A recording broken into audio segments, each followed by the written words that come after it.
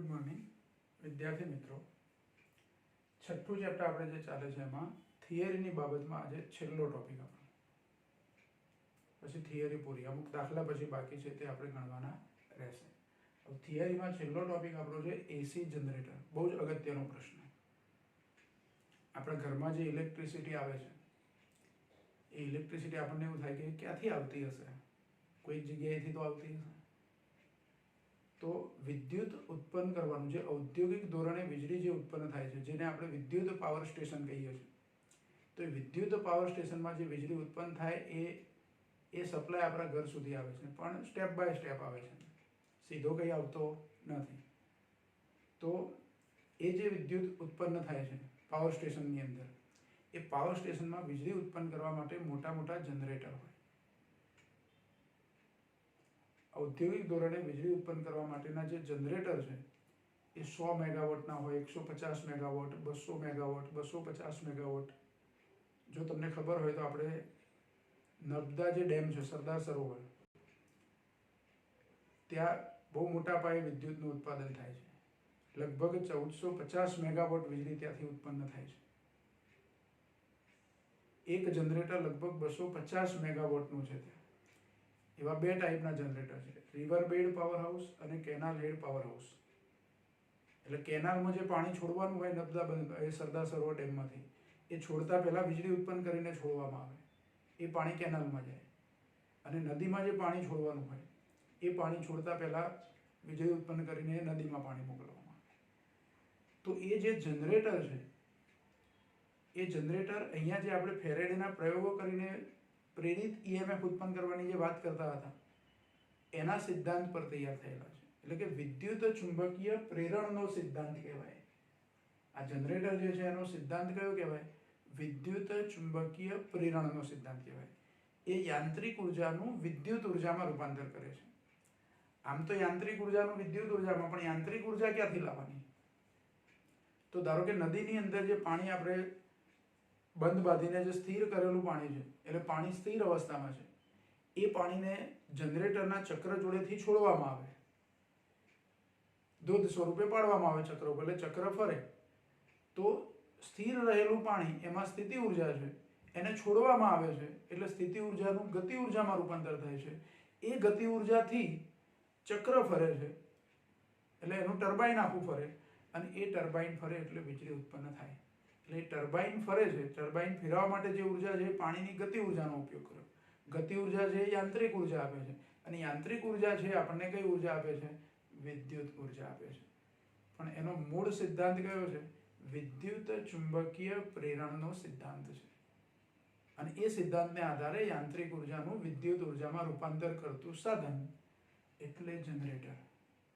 અહીંયા આપણે એસી ઉર્જા ઉત્પન્ન કરીએ છીએ, એટલે એનું નામ આપ્યું છે એસી જનરેટર, ઓલ્ટરનેટ કરંટ, ઉલટ સુલટ કરંટ ઉત્પન્ન કરીએ છીએ. અને ફેરેડેના પ્રયોગો તો ખરા જ, એને આધારે આ સાધન કામ કરે છે. પણ આ સાધન તૈયાર કરવાનું કામ નિકોલા ટેસ્લા નામના વૈજ્ઞાનિકે કર્યું. આપણે ચુંબકીય ક્ષેત્રના એકમમાં ટેસ્લા લઈએ છીએ, એ ટેસ્લા જે યુગોસ્લાવિયાનો વૈજ્ઞાનિક હતો, તો એણે આ જનરેટરનું આખી રચના તૈયાર કરી. હવે જો જનરેટરની રચનામાં શું છે એ પહેલાં આપણે સમજી લઈએ, અને પછી કેવી રીતે એ કામ કરે છે. આપણને પ્રશ્ન પરીક્ષામાં એવી રીતે પૂછાય કે જનરેટરનો સિદ્ધાંત, રચના અને કાર્ય પદ્ધતિ સમજાવો. તો અહીંયા બે પ્રબળ ચુંબકો છે. અહીંયા આપણે લખ્યું છે, જુઓ, N અને S. એટલે ચુંબકીય ધ્રુવો હોય, બે ચુંબકો છે. ઉત્તર અને દક્ષિણ ધ્રુવોની વચ્ચે, એટલે કે બે ચુંબકોની વચ્ચે એક ગૂંચળું ગોઠવેલું છે. અહીંયા લખ્યું છે આપણે ગૂંચળું. અહીંયા આપણે એક જ આંટો બતાવ્યો છે, વાસ્તવમાં N આંટાનું ગૂંચળું હોય. કેટલા આંટાનું ગૂંચળું હોય?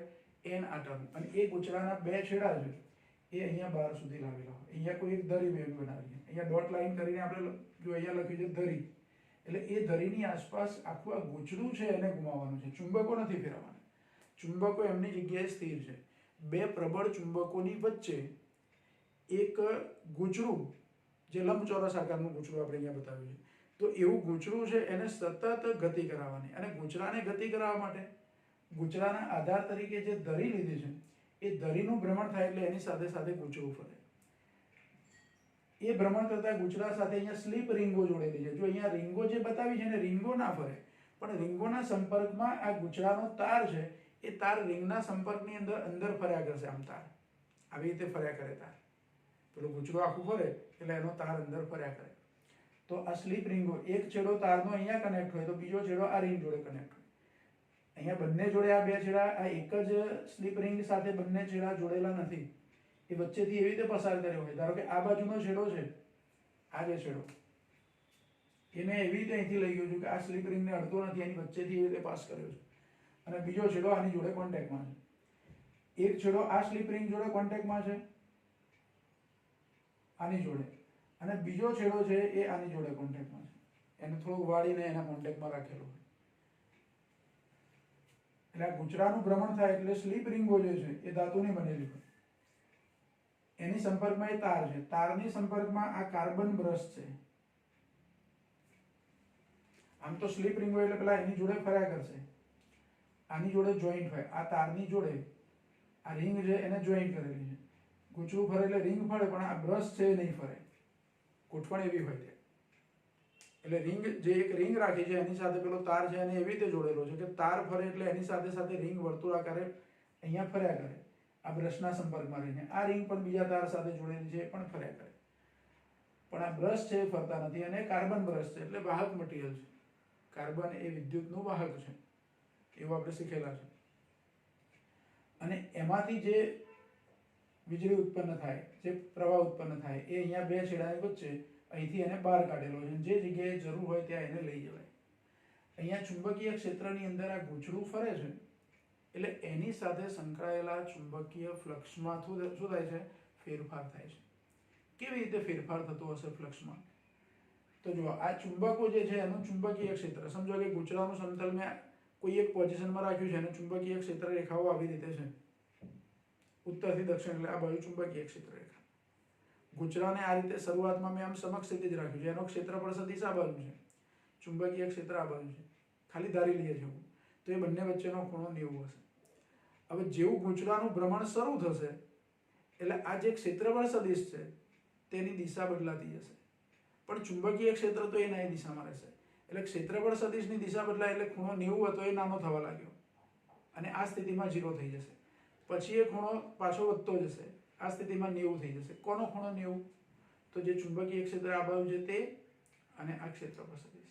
સતત એનો ખૂણો બદલાયા કરશે, બે વચ્ચેનો, એ અને બી વચ્ચેનો ખૂણો સતત શું થાય? બદલાયા કરે. એક ભ્રમણ દરમિયાન ધારો કે કોઈ એક સ્થિતિમાં ગુચરું આવી રીતે છે તો 0, આખું એક ભ્રમણ પૂરું થાય એટલે 360, ફરીથી પાછો 0, 360. આમ તો 0 ના કહેવાય, પછી બીજો આંટો આવે એટલે એ એડ કરતા જવાનું. ખૂણો શું કરવાનું? બે આંટા થાય એટલે 360 ને બદલે 720 એમ. તો એ ગુચરાના ક્ષેત્રફળ સદિશ અને ચુંબકીય ક્ષેત્ર વચ્ચેનો ખૂણો સતત બદલાય છે, એટલે એ ગુચરા સાથે સંકળાયેલું ફ્લક્સ પણ શું થાય છે? બદલાય છે. બરાબર? તો અહીંયા લાગુ પાડેલું ચુંબકીય ક્ષેત્ર, જે ચુંબક વડે ચુંબકીય ક્ષેત્ર લાગુ પાડ્યું છે, એ ચુંબકીય ક્ષેત્ર બી વડે દર્શાવીએ છીએ. ગુચરાનો ક્ષેત્રફળ સદિશ છે એને આપણે એ વડે દર્શાવીએ છીએ. ગુચરામાં આટાની સંખ્યા છે એને n વડે દર્શાવીએ છીએ, કુલ આટા, કેપિટલ N. બરાબર? તો આ બધી સંજ્ઞાઓને આધારે આપણે એના સૂત્રો તૈયાર કરવા છે. પહેલા તો એનો સિદ્ધાંત લખી દઈએ. તો જનરેટરનો સિદ્ધાંત શું છે?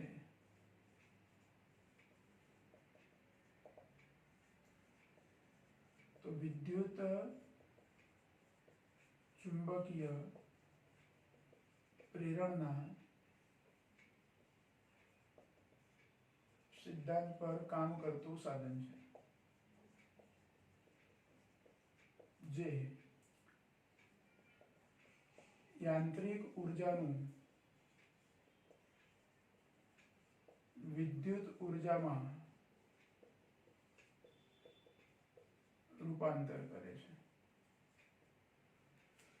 આ સાધન એવું છે જે વિદ્યુત ચુંબકીય પ્રેરણના સિદ્ધાંત પર કામ કરે અને યાંત્રિક ઉર્જાનું વિદ્યુત ઉર્જામાં રૂપાંતર કરે છે.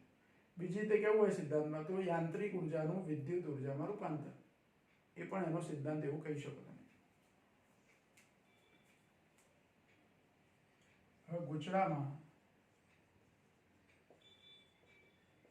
આટાની સંખ્યા, કુલ સંખ્યા n ગુચડાનું ક્ષેત્રફળ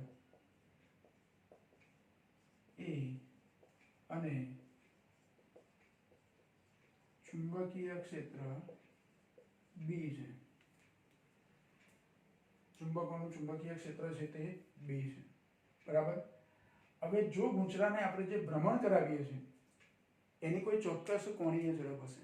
ગુચરાની અચળ કોણીય ઝડપ ઓમેગા હોય તો ગુચરાની અચળ કોણીય ઝડપ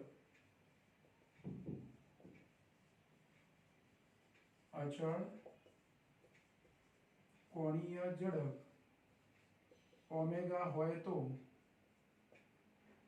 ઓમેગા બરાબર થીટા અપોન ટી. આવું સૂત્ર છે આપણી જોડે. ચાક ગતિમાં આવું સૂત્ર આપણે શીખેલા છે.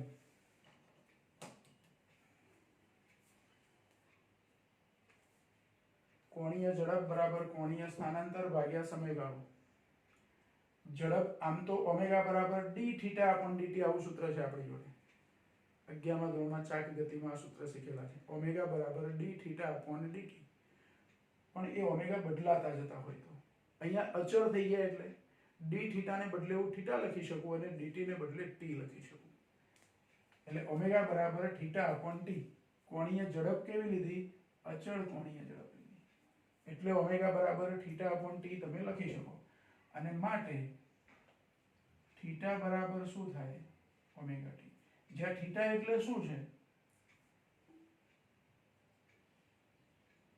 જ્યાં થીટા બરાબર a અને b વચ્ચેનો ખૂણો. a અને b વચ્ચેનો ખૂણો છે. a એટલે ગુચરાનો ક્ષેત્રફળ સદિશ જે ગુચરાના સમતલને લંબ હોય. એની દિશા સતત બદલાયા કરવાની ગુચડું ભ્રમણ કરે એમ. અને b તો એક જ દિશામાં હશે, ફિક્સ છે જે હશે તે, પણ કોઈ એક જ દિશામાં હશે. એની દિશા બદલાતી નથી. એટલે માત્ર એની દિશા બદલાય એટલે a અને b વચ્ચેનો ખૂણો બદલાય. એટલે થીટા એટલે a અને b વચ્ચેનો ખૂણો છે. ધારો કે કોઈ t સમયે ખૂણો થીટા છે અને t સમયે ગુચરા સાથે સંકળાયેલું ચુંબકીય ફ્લક્સ લેવું છે મારે. t બરાબર t સમયે ગુચરા સાથે સંકળાયેલું ચુંબકીય ફ્લક્સ ફાઈ બરાબર આપણી જો સૂત્ર કયું છે? AB cos θ. અને n આટાવાળું ગુચડું છે એટલે NAB cos θ. કયું સૂત્ર? NAB cos θ. પણ θ બરાબર શું લખાય? Omega t. એટલે ફાઈ બરાબર NAB cos ઓમેગા t. હવે આ પરિણામ નંબર 2 કહી દો આને. આ t સમયે ગુચરા સાથે સંકળાયેલું ફ્લક્સ મારે શોધવું હોય. ગુચરામાં આટાની સંખ્યા આપણને ખબર હોય, ગુચરાનું ક્ષેત્રફળ ખબર હોય, લાગુ પાડેલું ચુંબકીય ક્ષેત્ર ખબર હોય અને કોણીય ઝડપ અચળ કેટલી રાખી છે તે ખબર હોય તો કોઈ પણ સમયે ગુચરા સાથે સંકળાયેલું ફ્લક્સ આપણે શોધી શકીએ. કોઈ પણ સમયે.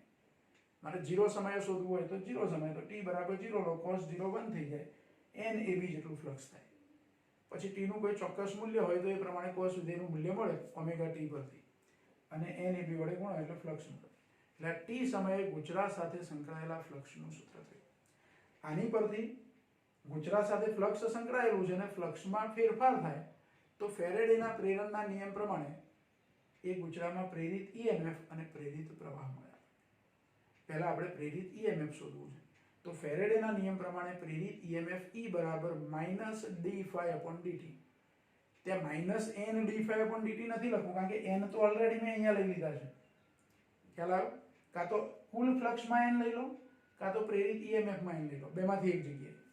આપણે અહીંયા કુલ ફ્લક્સ લઈ લીધું છે. સંકળાયેલું કુલ ચુંબકીય ફ્લક્સ લીધું છે આપણે. એક આટા સાથેનું નથી લીધું. હવે એ ગુચરામાં પ્રેરિત EMF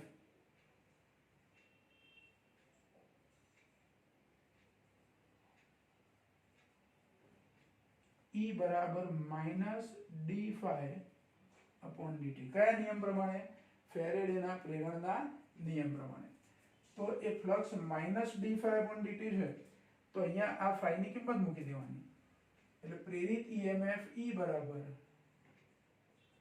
-d/dt. પહેલા આવું લખું છું, અહીંયા શું લખી દઉં phi ની જગ્યાએ NAB cos omega t.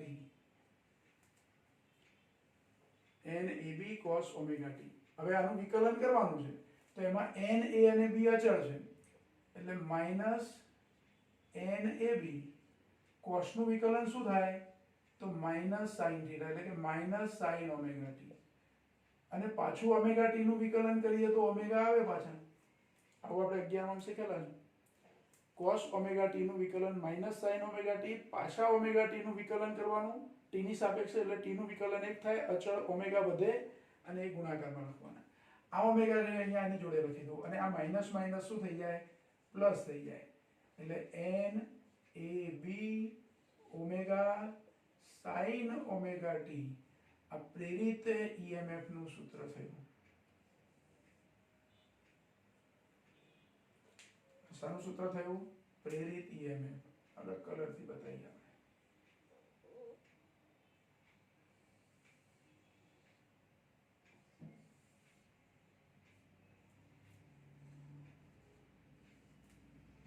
આ ફ્લક્સ નું સૂત્ર છે, t સમયે ગુચરા સાથે સંકળાયેલું ફ્લક્સ, અને આ t સમયે ગુચરામાં પ્રેરિત થતું EMF. sin omega t જે છે એમાં ઓમેગા t નું મૂલ્ય હું એવું પસંદ કરું કે જેથી sin omega t 1 થઈ જાય. ધારો કે omega t બરાબર હું π/2 લઉં તો sin π/2 શું થઈ જાય, 1.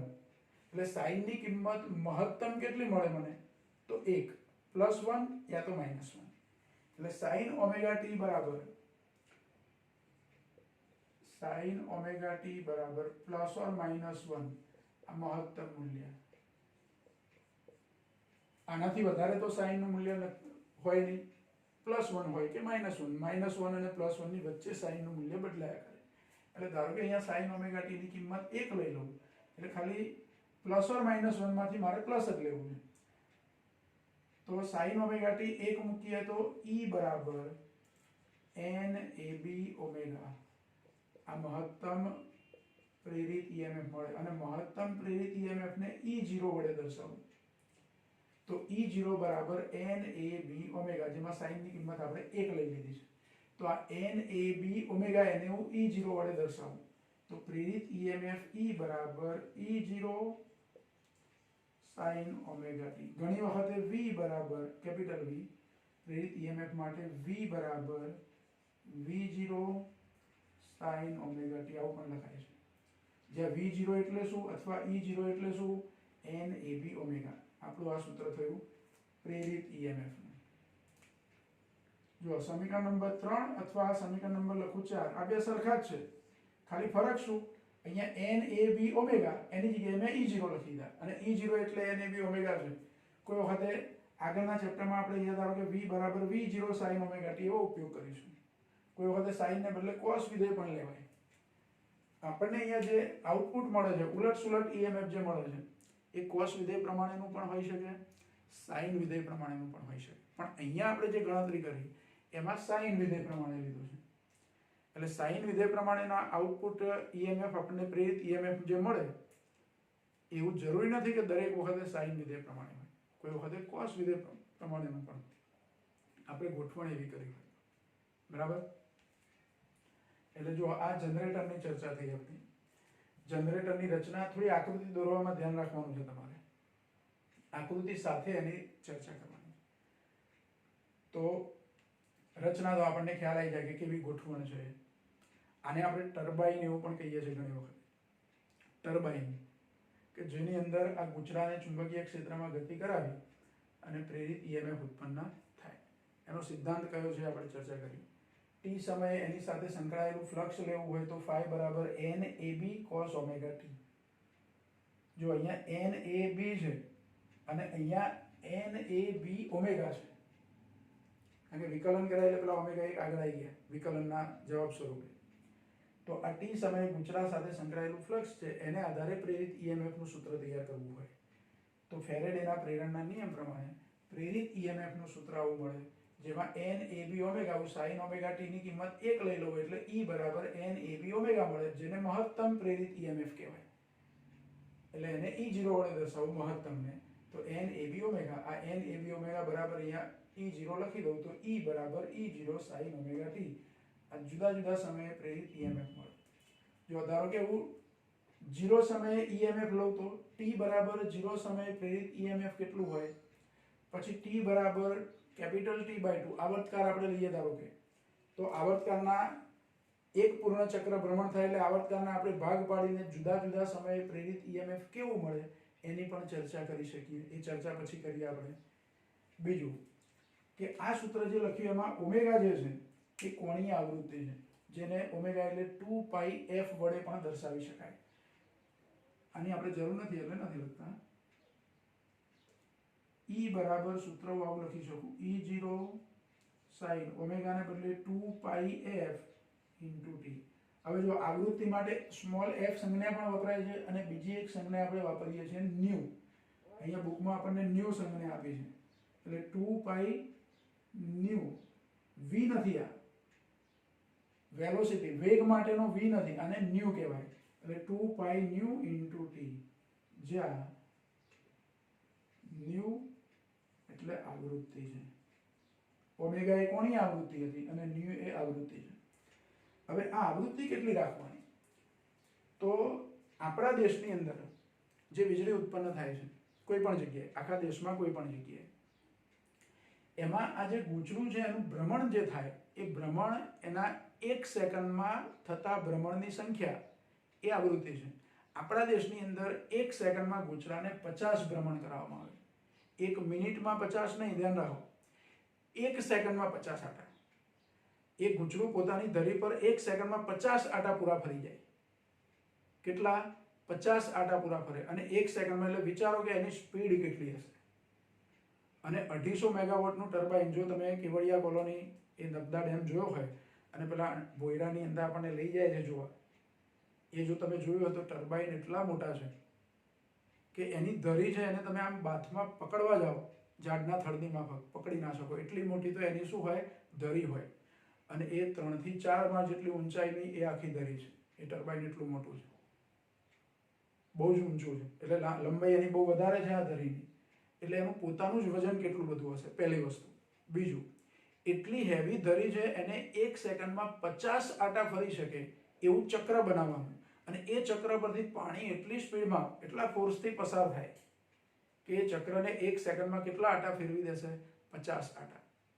એટલે આ જે ચક્ર છે અથવા ગૂંચળું છે, આ ગૂંચળું છે એને 1 સેકન્ડમાં 50 આટા ફરે એવી ગોઠવણ કરેલી હોય. આપણા દેશમાં એવું છે. અમેરિકાની અંદર 1 સેકન્ડમાં 60 આટા ફરે છે. કેટલા આટા? 60. એટલે ત્યાં આવૃત્તિ કેટલી લેવાય? 60. આપણા દેશમાં આવૃત્તિ કેટલી લેવાય? 50. ધારો કે આપણે ઘર વપરાશના જે ઉપકરણો છે, ઇલેક્ટ્રિક ઉપકરણો, બલ્બ છે ધારો કે, તો બલ્બ તમે બજારમાંથી લાવો તો બલ્બ પર જે લખેલું હોય બધું એનું કે કેટલા વોલ્ટનો છે, કેટલા વોલ્ટ સપ્લાય સાથે ચલાવવાનો છે, એના પાવર વોટ કેટલા છે, એની આવૃત્તિ કેટલી છે, એ બધું લખેલું હોય. તો તમે જોજો આપણે ઇન્ડિયાની અંદર એવું કોઈ પણ સાધન તમે લેશો તો એની પર ફ્રીક્વન્સી 50 હર્ટ્ઝ એવું જ લખેલું હશે. કેટલી ફ્રીક્વન્સી હશે? 50 હર્ટ્ઝ. એટલે આપણો એસી એવો છે કે જેની ફ્રીક્વન્સી 50 હર્ટ્ઝ છે. એટલે 50 હર્ટ્ઝ ફ્રીક્વન્સીને અનુરૂપ આપણા બધા સાધનો, પંખો હોય કે બલ્બ હોય કે ટ્યુબલાઇટ હોય કે કોઈ પણ સાધન હોય, ઇલેક્ટ્રિસિટી આપણે વાપરતા હોય, એ બધા 50 હર્ટ્ઝ આવૃત્તિને અનુરૂપ તૈયાર કરેલા છે. બરાબર?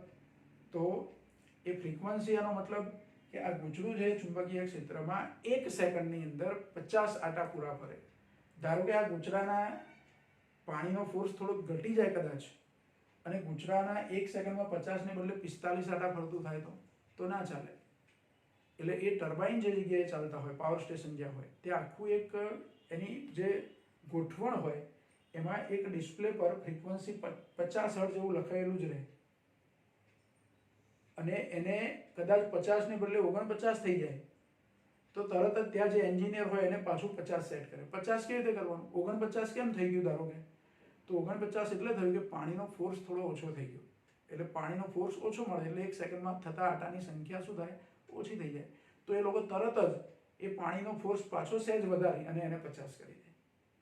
49 પણ ના થવું જોઈએ, 51 પણ ના થવું જોઈએ, સહેજ પણ ઘટાડો કે વધારો ના થવો જોઈએ, 50 નું 50 જ જળવાઈ રહે એ રીતે પાણીનો ફ્લો ચાલુ રાખવાનો. એટલે પાણીના ફ્લોને મેન્ટેન કરી અને એના ભ્રમણની સંખ્યા છે 1 સેકન્ડમાં આટા જે છે એ 50 આટા પૂરા કરે એવી ગોઠવણ કરવામાં આવે. આવા જે જનરેટર છે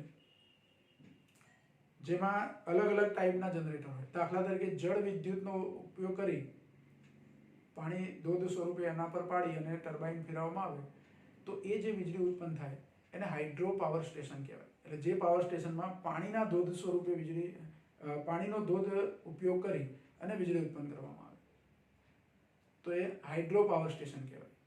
પછી ઘણી વખતે અમુક જગ્યાએ કોલસો, બળતણ તરીકે કોલસો વાપરવામાં આવે અને કોલસો છે એ કોલસાની મદદથી પાણી ગરમ થાય ને એના બોઇલરની અંદર પાણી ગરમ થાય ને એ ટર્બાઇન સુધી જાય ને પ્રેશર ઉત્પન્ન કરે ને ટર્બાઇન ફરે. એટલે સિદ્ધાંત તો પાછો આનો જ. પણ અહીંયા જો હાઇડ્રો પાવર સ્ટેશન હોય તો પાણીના ધોધનો ઉપયોગ કરી અને વીજળી ઉત્પન્ન કરવાની છે, ટર્બાઇનને ફેરવવાનું છે. થર્મલ પાવર સ્ટેશન, કોલસાનો ઉપયોગ કરીએ તો એને થર્મલ પાવર સ્ટેશન કહેવાય કે જેમાં કોલસો સળગાવવામાં આવે અને પછી પાણીની એનાથી વરાળ બનાવીને વરાળના દબાણથી એ ટર્બાઇન ફેરવવાનું, તો એ થર્મલ પાવર સ્ટેશન. પછી ન્યુક્લિયર પાવર સ્ટેશન હોય. ન્યુક્લિયર પાવર સ્ટેશનની અંદર રેડિયો એક્ટિવ દ્રવ્યોનો ઉપયોગ કરવામાં આવે અને એનું વિખંડન પ્રક્રિયા દ્વારા ઉર્જા ઉત્પન્ન કરવાની અને એ ઉર્જા ઉષ્મા ઉર્જા ઉત્પન્ન થાય એ ઉર્જાથી પાણીને ગરમ કરીને વરાળ બનાવીને વરાળ જે દબાણથી ટર્બાઇનને ફેરવે તો એ ન્યુક્લિયર પાવર સ્ટેશન કહેવાય. એટલે જુદા જુદા પ્રકારના આવા પાવર સ્ટેશન હોય. કઈ રીતે વીજળી ઉત્પન્ન કરો છો એની પરથી એનું નામ પાડ્યું હોય. જો પાણીનો ધોધ સ્વરૂપે ઉપયોગ કરીને વીજળી ઉત્પન્ન કરો તો હાઇડ્રો પાવર સ્ટેશન. કોલસાનો ઉપયોગ કરો બળતણ તરીકે અને એમાંથી એને આધારે વીજળી ઉત્પન્ન કરો તો thermal power station. Nuclear energy એટલે કે ન્યુક્લિયર પાવર સ્ટેશનની અંદર રેડિયો એક્ટિવ તત્વોનો ઉપયોગ કરીને વિખંડન પ્રક્રિયાનો ઉપયોગ કરવાનો તો એ ન્યુક્લિયર પાવર સ્ટેશન. એટલે આવા જુદા જુદા પ્રકારના પાવર સ્ટેશન હોય. બરાબર. હવે એક ચર્ચા આપણે એવી કરવી છે કે જુદા જુદા સમયે પ્રેરિત ઈએમએફ કેવું હોય. આમ તો બુકમાં આપણને એક આકૃતિ દોરીને આપી છે કે આ ગુજરાની સ્થિતિ 0 સમયે કઈ છે, પછી આવર્તકારનો અમુક ચોથો ભાગ લઈએ તો કઈ સ્થિતિ છે, બીજો અડધો ભાગ લઈએ તો કઈ સ્થિતિ છે, એવા જુદી જુદી સ્થિતિ બતાવી છે. પણ પહેલા તમે આટલું લખી લેશો અને પછી આ કાઢી નાખીએ આપણે અને પછી જુદા જુદા સમયની એની સ્થિતિ સમજીએ. પહેલા આટલું બરાબર ધ્યાનથી લખી લો.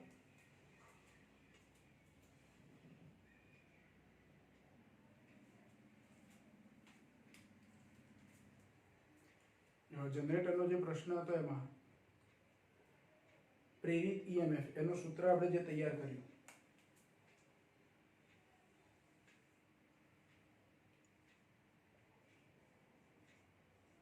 પ્રેરિત ઈએમએફ E બરાબર E0 sin ઓમેગા t, જ્યાં E0 એટલે શું તો NAB ઓમેગા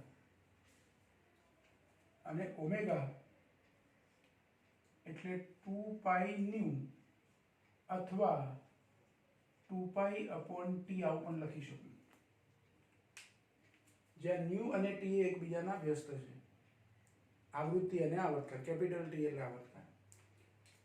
હવે એના જુદા જુદા કિસ્સા આપણે લેવા છે કે ટી બરાબર 0 સમયે પ્રેરિત ઈએમએફ. ટી બરાબર 0 એનો મતલબ શું તો અહીંયા ટી 0 મૂકો એટલે ઓમેગા ટી એ આખું પદ 0 થઈ જાય એટલે સાઇન 0 અને સાઇન 0 એટલે 0. હવે થીટા બરાબર 0 થઈ ગયા ટૂંકમાં. ઓમેગા ટી 0 થયા.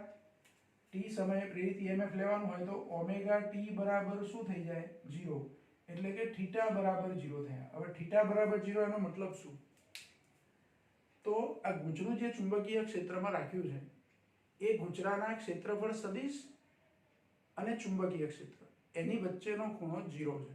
એટલે જે દિશામાં ચુંબકીય ક્ષેત્ર છે એ જ દિશામાં ક્ષેત્રફળ સદિશ છે.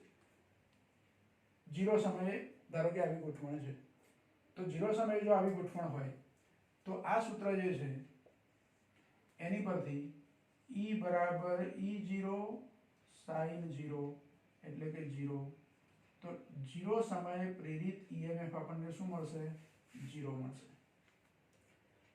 પછી બીજો કેસ લઈએ,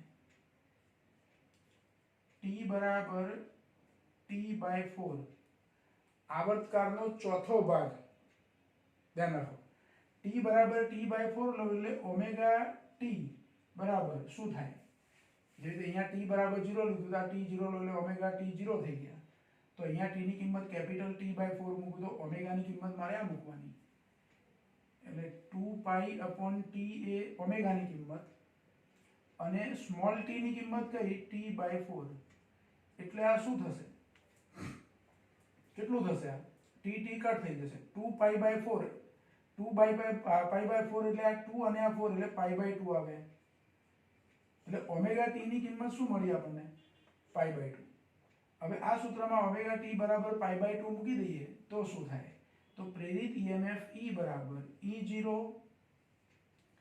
sin ઓમેગા t ની જગ્યાએ π/2 અને sin π/2 એટલે 1, એટલે E બરાબર E0, પ્રેરિત EMF કેવું થયું, મહત્તમ થયું આ પ્રેરિત EMF.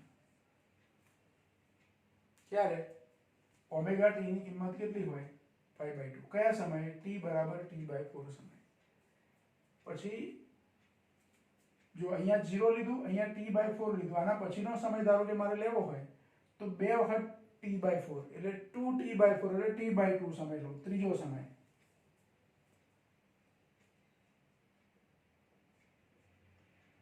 t બરાબર t/2, કેપિટલ T/2, તો ઓમેગા t પહેલા કેટલા થાય, તો ઓમેગા એટલે 2π/t ઇન્ટુ t/2, એટલે t જતા રહે, 2 જતા રહે, એટલે પાઈ થઈ જાય, ઓમેગા ની કિંમત કેટલી થઈ જાય, પાઈ.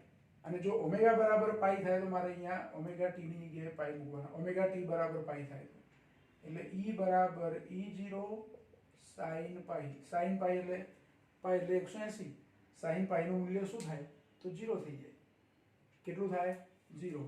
તો sin પાઈ 0 થાય તો પ્રેરિત EMF પણ શું થાય, 0 થઈ જાય, બરાબર. પછી ચોથી કિંમત હું લઈ શકું 3t/4, સ્મોલ t બરાબર, સ્મોલ t બરાબર શું લઈ શકું, 3t/4, તો ઓમેગા t કેટલા થાય, તો 2π/t ઇન્ટુ 3t/4, એટલે જો t જતા રહે, આ 4 2 છે ને અહીંયા 4 એટલે નીચે 2 વધે એટલે 3/2 પાઈ થાય, 3π/2, 3π/2 એટલે sin વિધેયના 3π/2 લો એટલે -1 થાય, એટલે પ્રેરિત EMF શું થાય, જુઓ, E બરાબર E0 sin 3π/2, આ sin 3π/2 ની કિંમત -1 એટલે પ્રેરિત EMF E બરાબર -E0. અહીંયા E0 મળતું હતું મહત્તમ, આ ઋણ મહત્તમ કહેવાય એટલે લઘુત્તમ. અને પછી t બરાબર કેપિટલ T લઈ લો તો ઓમેગા t બરાબર શું થાય, તો 2π/t ઇન્ટુ કેપિટલ T એટલે 2π, ઓમેગા t બરાબર શું થાય, 2π થાય, અને ઓમેગા t બરાબર 2π થાય તો પ્રેરિત EMF E બરાબર E0 sin 2π, અને sin 2π એટલે 0 એટલે પાછું 0.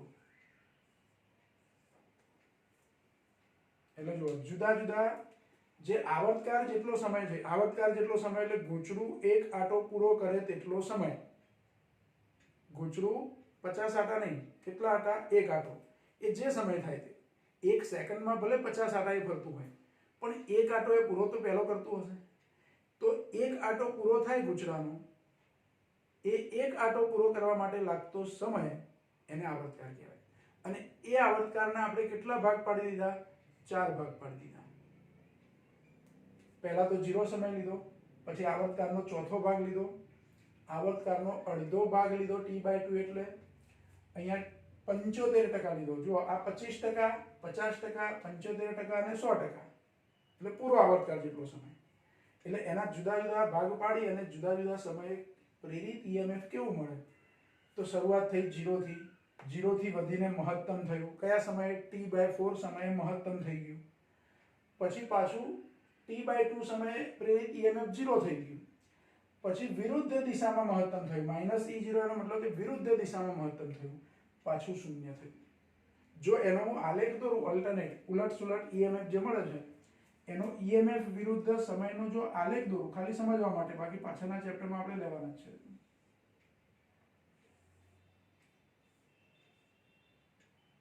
આ બાજુ સમય લઉં છું, આ બાજુ પ્રેરિત ઈએમએફ લઉં છું. 0 સમયે ઈએમએફ 0 છે, ઉગમ બિંદુથી શરૂ થાય આપણો આલેખ. પછી આવર્તકાળ છે એના 4 ભાગ આપણે પાડવાના છે.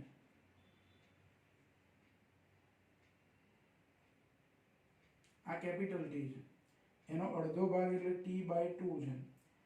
t/2 નો અડધો એટલે t/4 છે. t/2 અને t ની વચ્ચે એટલે 3t/4 છે. જો આ એક વખત t/4, બે વખત t/4, આને 2t/4 લખી શકું. એટલે બે વખત t/4, ત્રણ વખત t/4 અને ચાર વખત t/4. ચાર વખત t/4 એટલે 4t/4 એટલે t. 0 સમયે પ્રેરિત ઈએમએફ 0 હતું આ સૂત્ર પ્રમાણે. પછી t/2 સમય t/4 સમયે મહત્તમ થાય છે એટલે અહીંયા મહત્તમ થઈ જાય છે. ધારો કે E મેક્સિમમ એટલે E0 છે અને આટલું જ અંતર નીચે -E0 લઉં તો પ્રેરિત ઈએમએફ વધીને મહત્તમ થયું, પછી પાછું ઘટીને 0. કયા સમયે 0 થઈ ગયું? t/2 સમયે અહીંયા. પછી 3t/4 સમયે મહત્તમ એટલે વિરુદ્ધ દિશામાં મહત્તમ.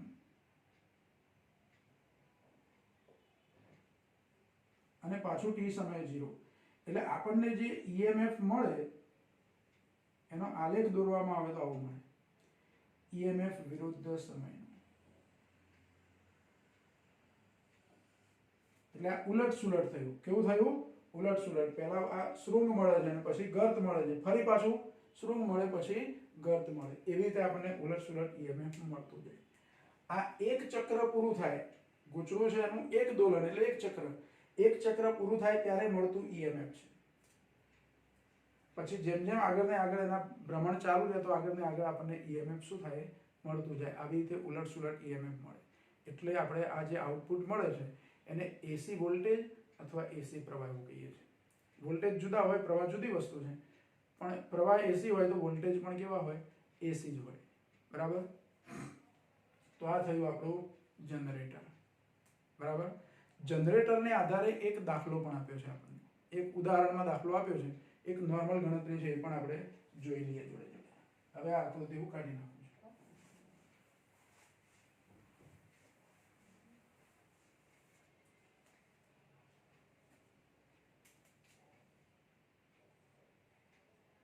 ઉદાહરણ નંબર 6.11.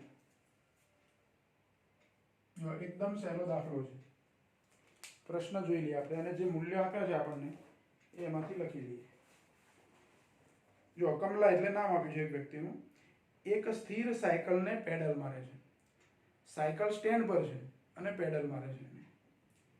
આ સાયકલના પેડલ્સ 100 આટાઓ અને 0.1 મીટર સ્ક્વેર ક્ષેત્રફળ ધરાવતા ગૂંચળા સાથે જોડેલા છે. એક આ તો આપણે જનરેટર શીખ્યા. સાયકલમાં એક નાનો ડાયનેમો આવે. ડાયનેમો એવું કહીએ છીએ આપણે. અત્યારે તો આપણે વાપરતા નથી, પણ પહેલા સાયકલોમાં લાઇટ રાખવામાં આવતી. રાત્રે અંધારામાં તમે સાયકલ ચલાવતા હોય તો અજવાળું થાય એના માટે, પ્રકાશ મળે એના માટે. અને એમાં એક નાનો ડાયનેમો આવતો. ડાયનેમોને સાયકલના વ્હીલ જે ફરતા હોય એની સાથે એક નાનું ચક્ર હોય ડાયનેમોનું. એટલે વ્હીલ સાથે વ્હીલની પેલી જે રીમ હોય, જે મેટલની પટ્ટી જે ટાયરની અંદર જે સળિયા જેની સાથે જોડેલા છે તે, તો એ જે રીમ જે કહેવાય એની સાથે સંપર્કમાં રહે. સાયકલ ચાલે એટલે પેલું ડાયનેમોનું એક ચક્ર જે ફરે એની અંદર નાની કોઇલ હોય.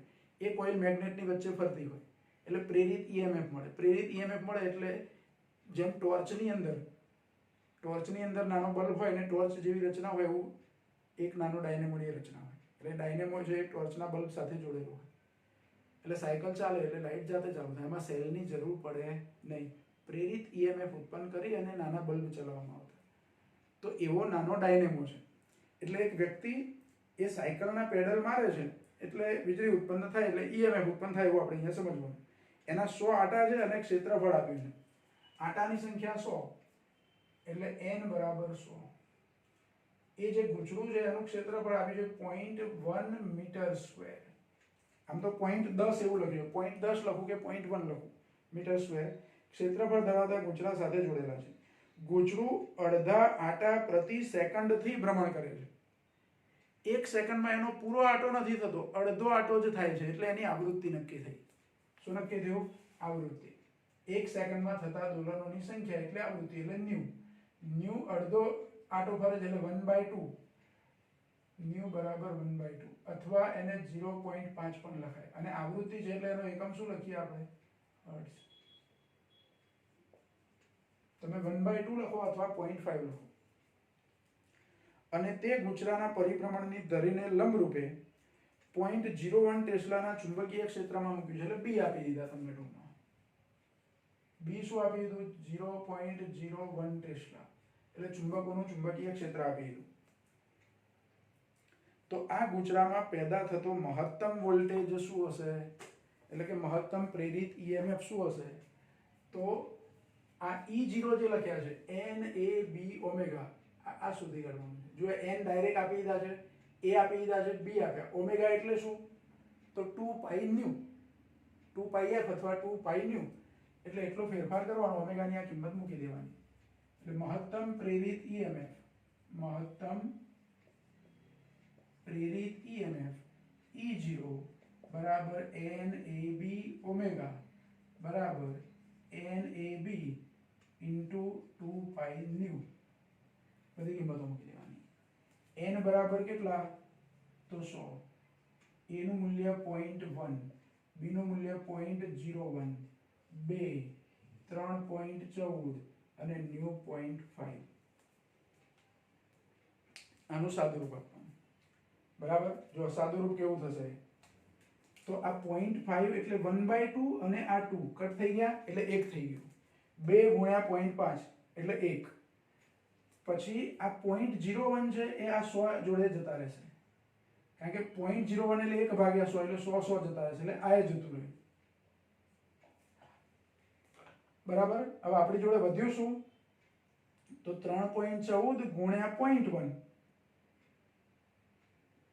3.14 ગુણ્યા 0.1 એટલે 0.314, એટલે આ જવાબ આવો થયો. E0 બરાબર 0.314 વોલ્ટ.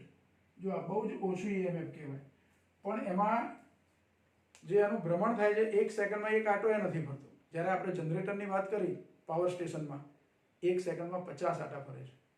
અને આમાં કોઇલનું ક્ષેત્રફળ 0.1 મીટર સ્ક્વેર છે. પેલામાં તો કોઇલ બહુ મોટી હોય, ચુંબકીય ક્ષેત્ર પણ બહુ જ વધારે મૂલ્યનું હોય ત્યાં. અહીંયા તો ચુંબકીય ક્ષેત્ર પણ ઓછું છે. એટલે ટૂંકમાં આટલા 0.314 વોલ્ટ પ્રેરિત ઈએમએફ આપણને, મહત્તમ પ્રેરિત ઈએમએફ મળે. તો આ ઉદાહરણનો દાખલા નંબર 6.11 પણ આપણો થઈ ગયો. બરાબર? એટલે જો આ ચેપ્ટરનો થિયરીનો પોર્શન આપણો પૂરો થયો. દાખલાઓમાં પણ જે સમજૂતી મેળવવાની, ગણતરી કરવાની છે એવા દાખલા લગભગ આપણે ગણી દીધા. તોય આપણે જે દાખલા હજુ સમજવા જેવા છે એ દાખલાઓ સમજીશું અને પછી આપણું ચેપ્ટર પૂરું કરીશું. બરાબર?